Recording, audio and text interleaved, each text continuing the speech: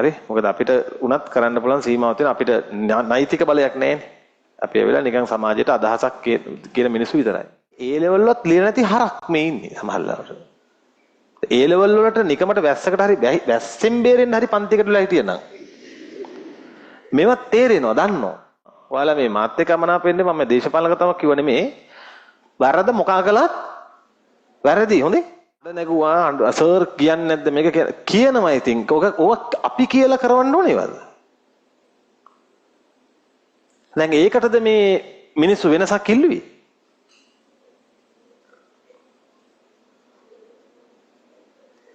අපිට බැන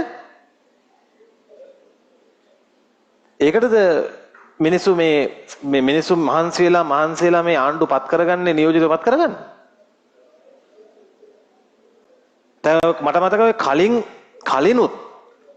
කලිනුත් ආණ්ඩුවල ඔය ගොන් වැඩේම කරලා අපි ඒ ගොන් වැඩේට ඔය විදිහටම කතා කළා. ඔයාලට මතකද නැද්ද දන්නේ? අපි කලින් ඒ වගේත් ඔය විදිහටම ඔය අමාත්‍යාංශ බලධාරීන්ට මේක කරන්න එපා මේක දැන් යකෝ මේ රටවල වල ආණ්ඩු ගෙනියන අපිද?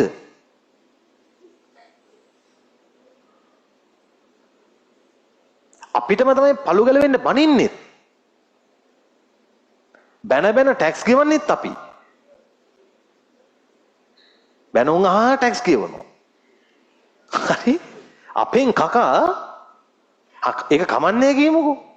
දැන් අපි දැන් තීරණ ගන්න විදිහත් කියන්නේ. ඉතින් ඒ හින්දා මම ආයෙමත් මේ නාකි ලොම්බන්ට කියනවා මේක කල්පනා කරපල්ලා මොකද මේ සාමාන්‍ය ළමයෙක්ට රිසල්ට් ඇවිල්ලා මේ පොඩි දවසක් ඇතුළත දැන් එතකොට මේ ගොන් කතා මේ සමහර උන් මන් දන්නේ මුන්නම් අම්මි මේ හම්මෝ මන් දන්නේ තමන්ගේ ප්‍රතිඵලය අවුල් කියලා කලින්ම දැනගන්න ඕනලු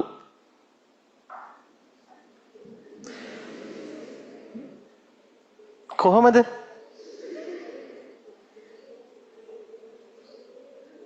දැන් බලහංග මුන්ගේ මොලේ නැහැ කියලා කියන්නේ මේ සමහර උන් ඒ කියන කතාවල කොහොමද මේ දැනගන්නේ? අංජනන් යවන්නද? ගෙදර ඉඳන් පීරිසියක් තියාගෙන. දැන් හිතහන් දැන් ඔන්න දැන් 75යි මෙඩිසින් ගන්නෙ. 76ට ওই කතාව කිය හැකිද?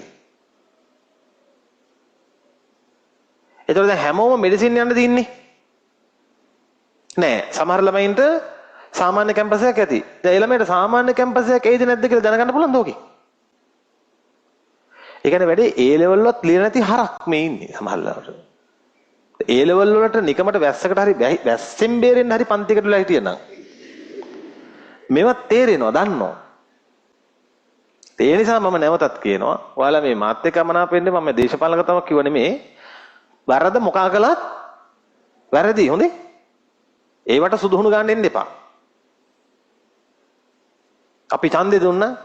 ඡන්දේ පොකේ ගහගෙන දැන් කරන්න තියෙන්නේ මේ කරන ගොන් වැඩ සමහර ඒවා සාධාරණීකරණය කරන්න නැතුව ඒවට හරියට කතා කරන එක.